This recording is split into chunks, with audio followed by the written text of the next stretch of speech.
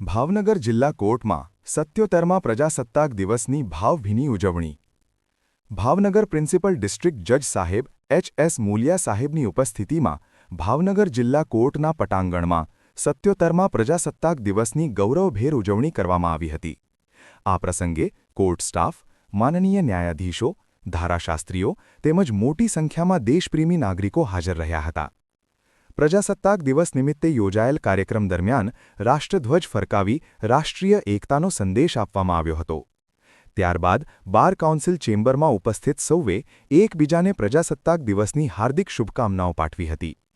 આ પ્રસંગે principal district જજ એચ.એસ. મૂલિયા સાહેબે સંબોધનમાં આશા વ્યક્ત કરતા જણાવ્યું હતું કે વર્ષ 2027નો પ્રજાસત્તાક દિવસ ભાવનગરની નવી જિલ્લા કોર્ટના ભવ્ય પરિસરમાં ઉજવાશે, જે સમગ્ર ન્યાયિક તંત્ર માટે ગૌરવની ક્ષણ બનશે.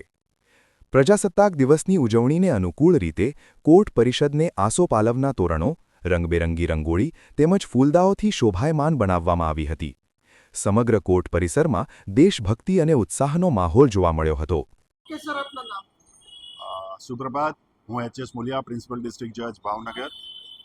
77મા પ્રજાસત્તાક દિવસે હું આપ તમામને શુભકામના પાઠવું છું. આજથી 25 વર્ષ પહેલાં કચ્છની ધરતી ઉપર અને ગુજરાતમાં જે અર્થક્વેક આવેલો તેમાં લગભગ 65,000 લોકોએ જાન ગુમાવેલા, ઘણા લોકોની ઇન્જરી થઈ હતી, ઘણા લોકોએ ઘરબાર ગુમાવેલા. તમામને મારા તરફથી શ્રદ્ધાંજલિ. હું એવી આશા રાખું છું કે આવતી 26 જાન્યુઆરીએ અમે નવા કોર્ટ બિલ્ડિંગમાં હોઈએ અને નવા કોર્ટ બિલ્ડિંગમાં અમે ફ્લેગ હોસ્ટિંગ કરીએ અને આવો ને આવો પ્રજાસત્તાક દિવસનો 78મો પાવન પર્વ અમે ત્યાં ઉજવીએ એવી શુભકામના સાથે